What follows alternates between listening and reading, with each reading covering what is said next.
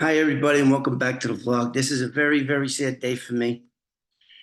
This video is going to be about President Trump and what those animals, those Democrat animals. I'm probably going to lose a whole bunch of subscribers, but I don't give a shit. Anybody that votes Democrat after what that Biden did to President Trump should be, I mean, it's a crime. What they did, what that judge did, the arrogance, they didn't give a shit how bad it looked, how they were not letting him defend himself. There's just so many things. I don't even want to get into what the judge did and what the judge didn't do and what the judge allowed and what he wouldn't allow, and to cherry pick three crimes to marry them with the misdemeanor that was past the statute of limitations. Everything they did, and I want to talk about. Okay, so this is why I'm upset about this thing for so many reasons. I was trained by the Manhattan District Attorney's Office. I was trained when I became an informant. I was trained by the Manhattan DA's office squad that worked for this gentleman right here. He is Bob Morgenthau.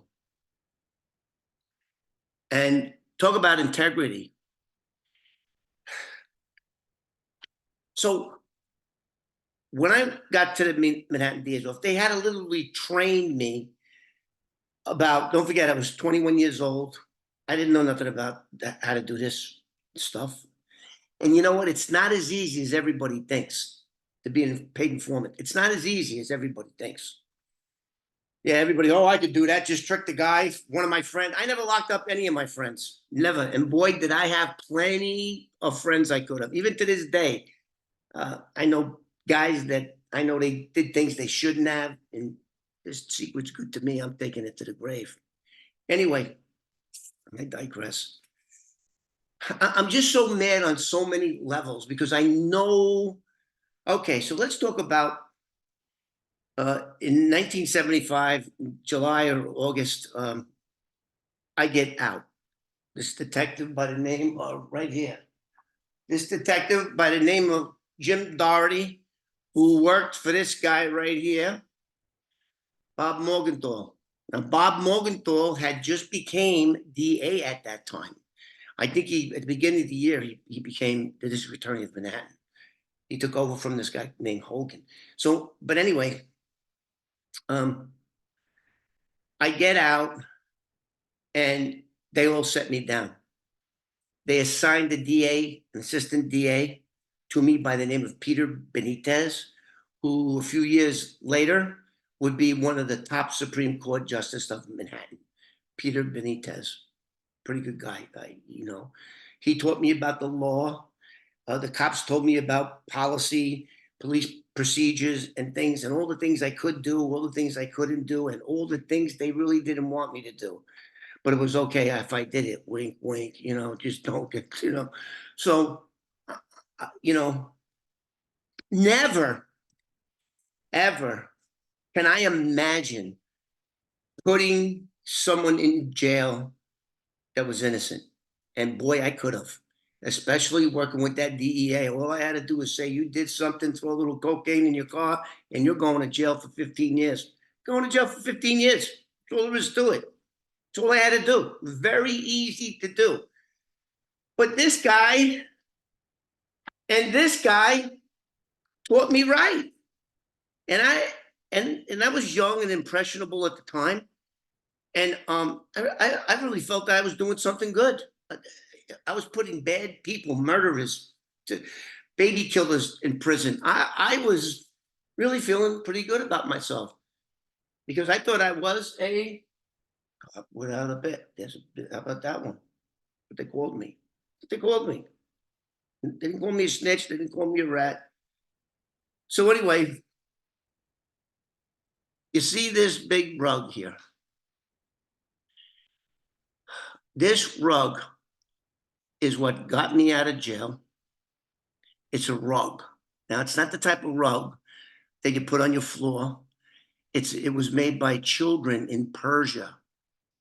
And it was the type of rug, huge. The thing, look how it goes all over his office, and his office was pretty big. And this is probably the same office that Alvin Bragg, that fucking creep, has right now. So I was in that office many, many times. I was there. That's why it's so creepy to me. My skin crawls when I think of what they did to the president. And if they could do that to him, they could do it to anybody. Business records. What big business now is going to want to do business in New York, where never mind, they'll put you in jail if you give them a hard time or they don't like you. They'll put you in jail now. They set the precedent. They set the precedent now. Who needs New York with all their high taxes? You can go to Texas. You can go to Florida. You don't need that. Nobody needs New York. This what they did is going to have so many different ramifications that it's going to bring, never mind the millions of friggin' illegal migrants that are roaming the streets of my city. I'm even ashamed to say I'm from New York. I'm ashamed to say it. I used to be proud. I used to be out here in New York. Hey, where you from? They hear my accent. Well, I'm from the Bronx. I'm from New York. Now,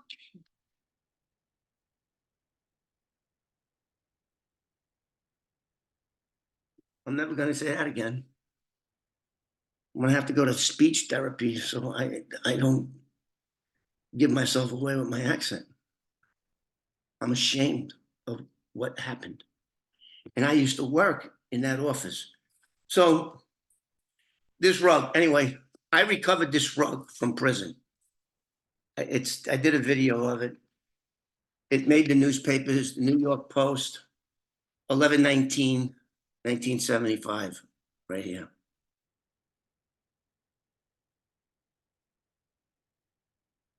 The rug, when it was stolen from W.J. Sloan's, in 1964, had a value of $15,000. And by the time I recovered it, it was worth $50,000. So the insurance company made $35,000 profit, and they gave me $2,500 reward. So that was the first. So that was pretty fucking cool. Thanks to him. Like my dad, this guy was like my dad. Thanks to him. This was the first time. Now, Bob Morgenthau took over. Now, Bob Morgenthau, I'll tell you a little bit about him. He was sworn in by President John F. Kennedy as a U.S. attorney in the Southern District of New York in 1964. And then in January 1975, he became the DA of Manhattan, a very powerful and prestigious position. That position used to be, when you were the DA of New York County, that was saying something. And he held on to this job until he recently died. I think he was 101. He lived to be 101. But anyway, this was the first time he got in the papers for being a DA. My case, it made news. It was on the 6 o'clock news. It was a pretty big story because this rug was made by little children, and it was the type of rug that you hung in your mansion on your wall. That's the kind of rug it was. Like all these children. If you take a look at the rug, look at all the detailed, hand woven by little children. By now, it's probably worth over $1 million, this rug, with all its back story, So anyway, that's how I felt about the Manhattan DA's office squad. I had a friend of mine that worked there. His name was Detective Tommy Harkins. If you're watching Tommy, contact me. I lost your phone number. He worked there for 30 years as a detective, first grade detective. And to see what this piece of shit, Alvin Bragg, did to that office, they'll never get the stink off of it. They'll never get the stink off. So now let's talk about what they did to President Trump. And I want to touch on a couple of things that people may not be aware of. Because if you don't listen to Fox News and you're listening to all those other fake news channels, MSNBC, NBC, CNN, all those phony Democrat Talking heads is what they are. Listen to how phony this is. Last year, sometime, one of the top DOJ, US DOJs, US attorneys, quit his prestigious job with the United States government and took a job working for Alvin Bragg in Manhattan. What? What? Who does that? What? Oh, I know who does it. The guy that's going to be prosecuting the president of the United States on all these phony, made up charges, federal charges that they have no jurisdiction on, misdemeanor charges that the statute of limitations have long ran their course. All of these phony things. The guy whose name escapes me, the guy that prosecuted Donald Trump was not Alvin Bragg. He just got him indicted.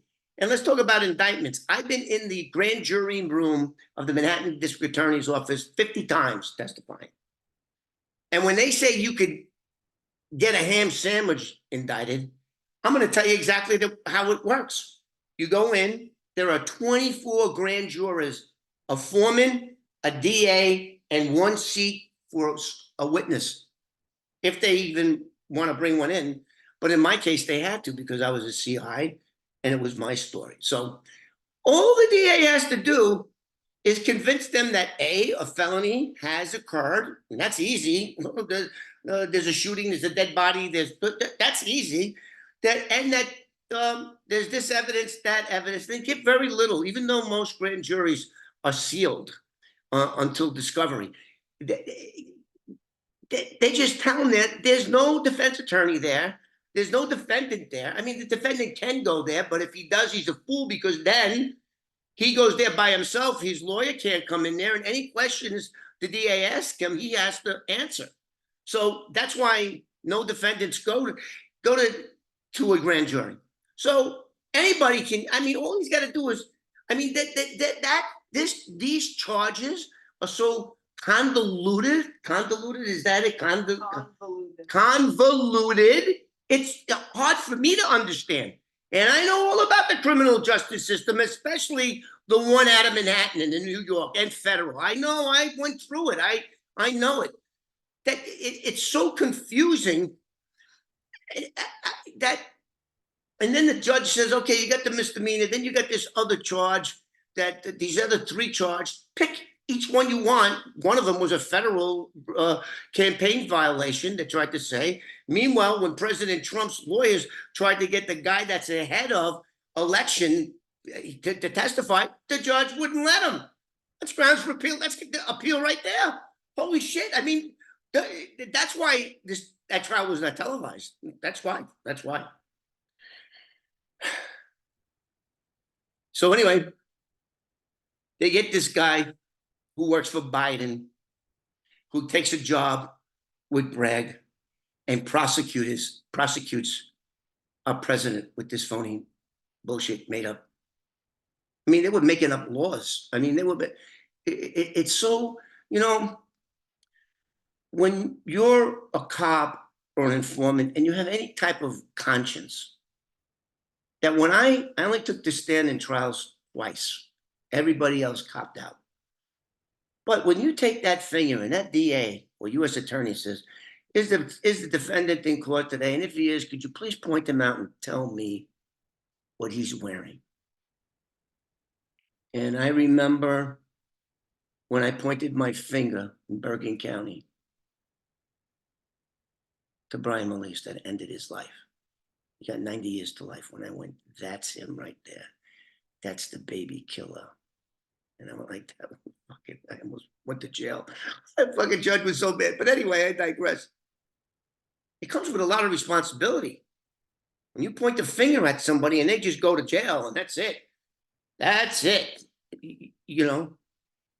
I can't believe that there are people out there that would do this to a man that never had hurt them.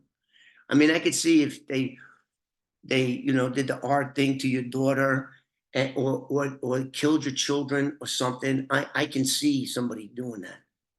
But here's an innocent man that's only guilty of being the greatest president this country has ever seen. He is going to go down in history as the greatest president of all time. And that piece of shit, Biden, will go down in history as being the worst, most corrupt president. And since they recorded, I mean, you can't go back to 200 years, but he's going to be the worst president ever. I have never, ever, ever been political. I am financially secured for the rest of my life. So it doesn't hurt me when I go to the groceries, or it doesn't hurt me when I fill up my gas tank. It pisses me off. I have a 26-gallon tank that takes premium. One time it was $203 to fill up that friggin' car. And I'm just like, why would anybody vote for somebody that did that? I was never political. But now, since I have a 14-year-old daughter, who will be in 2 weeks, she'll be 15. She'll be just 3 short years away from being on her own. I'm 70. I might not be there to guide her when she's an adult and starts making adult decisions. I may not be there. I'm trying to do my best now. Thank God she's smart. And did I mention she was valedictorian? Valedictorian, valedictoria, val what? Valedictorian. Valedictor. I don't like saying that word. Right, valedictoria. And she's so smart. She's just beautiful all over. Now she's going to be in this type of society that it's okay that your numbers are in a shitter and you know you're not going to win legitimately. You're not going to win. So what do? They put him in jail. They put him through that. Now let's talk about what it's like to have court cases. I had 5 of them in 1974. I had 1 in Philadelphia. I had 1 in the Bronx. I had 2 in the Bronx. I had 1 in Manhattan, 1 in Queens. I was going to prison for a long time. A lot of pressure. And I was a young kid that really didn't give a. When I was younger, I didn't give. I robbed banks. I've done things that you would look at me, and I had this baby face when I was a kid. You would never think that him, but yeah, him. I just didn't. I just didn't care. Here's a man. How old is President Trump? Get his birthday. I think he's 7 years older than me. I think he's 77 or 78. How old is he? 77. He's 77 years old. Now, when I hit 70, which was a couple of months ago, I'm starting to feel it. This guy is a working machine. He has skin tight, thicker than steel. He is just one of the smartest men ever. And one with a big pair of you know what. He's 77 years old. He has, I don't know how many kids. Let's look at let's talk about his kids for a minute. His kids, none of them got on drugs. None of them made the newspapers. None of them got in trouble like so often you see with rich kids or Hollywood kids that all effed up because he didn't spoil, he did everything right. Never didn't smoke, never did a drug, never drank in his life. He is just the epitome of what a perfect example of what a true man really is. And I'm proud to say that. I got the Donald Trump look going a little bit here. I'm just saying, 77 years, he's fighting for our country to save it. Because this guy Biden is going to get us into World War III. There's no doubt in my mind. I mean, he doesn't know what the hell he's doing. Everything that he does is he's getting paid by China and all these Ukraine and all these other. He's just the biggest piece of shit ever. I used to be a Democrat, and then I opened my eyes up. People, all you Democrats out there, how can you vote for that guy after what he did to Donald Trump? Even if you hate him, what he did and what he's trying to do with these other 2 cases. Are you kidding me? Why would anybody be part of a party that would do such a thing? Today I saw this video. It's Biden comments about Trump's conviction. Now he's a felon. He's a felon like me. Felon. Can't own a gun. Some states he can't. In his own state, he can't even vote. Can't even vote for himself now because he's a phony convicted felon. And that felony, I have 3 felony convictions on my record. And if it wasn't that I was cunning and knew the right people and figured out how to get around things in life, like getting a business license when I was not eligible to get a private investigator's license in California, New York, New Jersey, anywhere. You got to take fingerprints, you got to do the whole thing. But I got around it. I did it. And I was successful, 22 years. Successful workers' compensation fraud investigator. But he's 77. Just forget about him. Even if you hate him, forget about him. Look at all his children. Look at all his children, the pain that they're going through. Do you know when I went to prison for 4 years, do you know who suffered most of all? It wasn't my father so much. He knew I could take care of myself. He thought it was the best thing for me. And it was. Turned out it was. But my poor mother had to go to that shithole for almost a year in Rikers Island, that fucking shithole. 3 visits a week I would get. And she'd had to get on that line, get on that bus, go over that bridge. It's the family members. And Donald Trump has a lot of them. Not only biological family members, I consider myself to be a family. Because yesterday, whenever it was that he found, I was crying. Because I was there. And to have all these cases, to have these people coming at you and still be able to get up in the morning when he went to the Bronx, a Democratic holdout, when he went to the Bronx and you saw the thousands of people cheering, and there was a couple of assholes there, but not that many, you probably can count them on one hand. We love him. And let me tell you about the black vote, because I know blacks very well, because I was brought up with them. In every black person in America, a lot of times when black people would get locked up, they'd come back to the cell, to Rikers Island, and we would all talk about our stories, our court cases and shit like that. And I would hear the shit that they were doing to them, how they persecuted them, and how they tricked them. And the DAs and the legal aides were all it was the judge, was the DA, a DA judge, and then you have the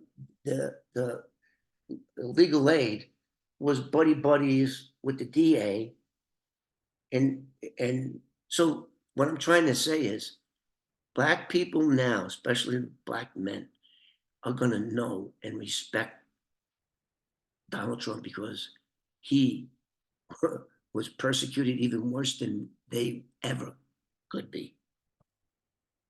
So all of this is going to backfire in Biden's face. Oh, let me tell you what Biden did. I'm sorry, I just get all over the place. I'm just so very upset. Like I said, never was a political person, but now since I got my daughter, I got to be political. And if my little stupid channel that's got less than 5,000 subscribers, and why don't you help me out? How many subscribers do we have? Give me that number. I think I'm like 150 from 5,000. How many? 4,000. How much is that to 5,000? I mean, you guys, and then I'm going to do another video. I'm like really pumped up now. How many is that to 5,000? You're valedictorian. You should have already had the number up. I'm good with math, but I'm trying to stay on focus. It's 110. I got 110. Just, hey, 110 people. Push the button. Just put me over 5,000. It'll make me feel a little bit better, especially my daughter. Did I mention she's valedictorian? And she does all this shit, hooking this thing up. Do it for her. So, Biden gets on TV and makes his comment about Trump. He says a bunch of no one's above the law. Fucking you too. How come you didn't get locked up for your taking all those documents? And you weren't president. Vice presidents can't do what presidents can. And then the U.S. attorney goes, "Oh, he's just a doddering old man with a bad memory. That we're not going to charge him." Look what they did to Trump, to their justice system. So anyway, he gets up there and he's not taking no questions. Why would he? He can't talk anyway. Can't put two sentences together. He gets up, he turns, he says what he says. Nobody's above the law, and he's evil. Whatever those Democrats say about Trump is what they are. It's what they are by their actions. They can talk this all they want, but look at their actions. Biden doesn't admit being involved in the persecution, is what it is, not prosecution, persecution of Donald Trump. But he is. His own boy took that job, as I told you guys before. Anyway, so he gets on his high horse and he belted out all that crap. He turns around and starts shuffling. Then they start asking him questions about Trump and all this stuff. And he turned. And you know what his answer was? Just like that. Because I guess he was told by his handlers, don't get into a conversation about Trump. This is going to backfire. It already did backfire. I never wanted to be political. If you look at the history of my channel, it's been up 3 years. I never once got political. But now as my daughter reaches adult age, I have to, I can't, listen, I just told you guys my feelings that I used to work in that office. I know how it should be run.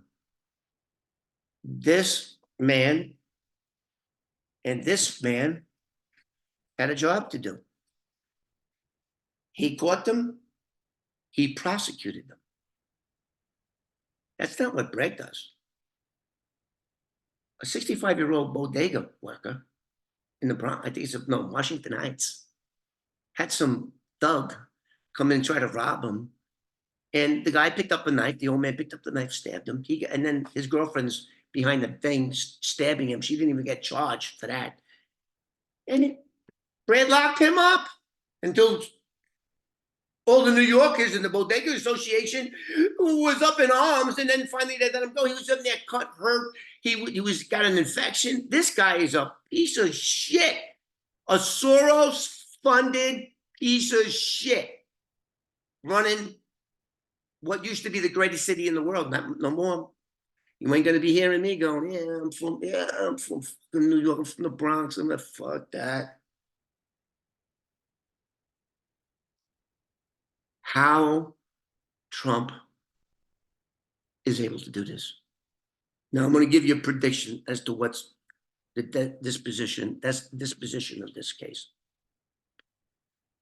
Because I knew it when they had real laws. So now the laws have softened up quite a bit. But this is what I predict is going to happen. So you have a bunch of things this judge can do. You can put him in jail. He's not going to do that because that will make a martyr out of him. And even if they put him in jail, the Secret Service will be there. He won't be eating no jail food. They have to screen every piece of food that goes into his mouth. So they'll be there and they'll be armed in a jail. Even correction officers can't be armed, but they will, because that's federal law. So he's not going to put him in jail. That is such a thing called a CR, conditional release from a conviction. But that usually only happens when you plead guilty, when you take a plea. When you take a case to trial and you blow trial, they're going to give you the max on whatever the biggest charge is. That's how it works, because you took them to trial. The criminal justice system in America could not function if it wasn't for plea agreements. Couldn't. If everyone took it to trial, you wouldn't be able to go to trial. There's speed. Everybody has a right to a speedy trial. It would the system would collapse. So there is some In this case, prison time is out. They can't put him in jail. They could give him house arrest. And then, so here's where we are right now. So once you're convicted, the next thing that happens is you get a sentencing date. His is July 11th. You get a sentencing. And in between that time, the probation report, the probation department is going to do a background on you. They're going to interview you. They're going to interview your employee, your employer. They're going to interview family members, and then they're going to generate a report.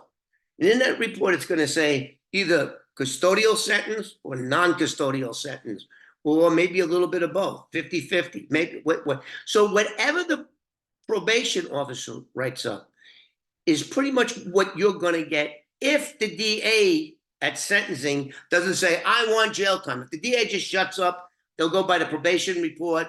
He's never been arrested. He's never been convicted. He's 77 years old, and he's the former president of the United States of America. So what do I think they're going to do? I don't think they're going to give him probation. If they give him a house arrest, then it's going to look like now he's going to be yelling and screaming that he can't campaign. Okay, so I don't think they're going to do that. If they were going to do that, they would have done it already. Because now, once you're convicted, the judge is your boss now. He decides what's going to happen to you. He owns you. He owns you. So now what's going to happen is the probation officer is going to send a report. Then his attorneys are going to write up papers, and usually this is not a usual case. Usually now what your attorney will do will get employers, friends, relatives to write letters, and that will go to the judge, and he'll read it before he pass a sentence. So, what do I think he's going to do? I think he's going to, because don't forget, they want this to look on paper. On your right now, he has a BCI number. He's a FBI number now. He's a convicted felon. Can't own a gun. Can't vote in Florida. But if he was in California, I don't care who you are, vote. I can vote here in California. I can vote. Convicted felon 3 times, I can vote, as long as you're not on parole or probation. So what do I think he's going to do? I think he's going to give him he's going to sentence him to 3 years in a state penitentiary. Then I think he's going to suspend that 3-year sentence because he's got an E felony. E felony is like the weakest felony. If you're charged with an E felony, that's 4 years in prison. So the cop out for an E felony is an A misdemeanor, 1 year. So the only thing that they can do if you're charged only with a E felony is to cop out to a misdemeanor. That's it. And then D is 7, and then D is 7, C is 15, B is 25 to life, and A, there is no A because that's the death penalty. And in New York State, don't have the death penalty. So it's 25 to life is the worst that can happen to you in New York. So I believe it's going to show that he got convicted of an E felony and that he was sentenced to 2 years, and then the judge is going to suspend that sentence. That's the only thing he can do. He can't give him house arrest because then everybody's going to be saying, okay, that really is election interference. He can't campaign. So he's not going to do that. He can't put him in jail. He can't. He cannot. I mean, that would be forget about it. So that's my prediction to what's going to happen. And let me just touch on the 12 people that convicted him.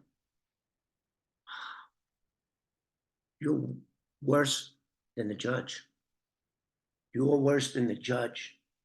And 2 of those 12 people, I think there's 14 2 alternates, 2 of them were lawyers. Well, let me talk to you 2 lawyers now. Who the hell? You just lost half of any future business you're ever gonna have. Because no Republican, no one that's sympathetic towards Donald Trump will ever get your services. You would think, I was really thinking that it was gonna be a hung jury, that one out of 12, with two lawyers saying, hey, this is the law, hey, that doesn't line up. They're the worst ones of all. They understand the law. They passed the New York bar test. That's hard. When you can say, yeah, I passed the bar, and that's when even John F. Kennedy Jr., it took him 3 tries to pass the bar before he became a Manhattan DA, assistant DA. Anyway, Democrats, you went too far this time. Please like and subscribe. Hit the button if you can. We got, what do we have? 110 to, 5,000 for a kid. She's valedictorian. And I'll see you guys on the next one. God bless.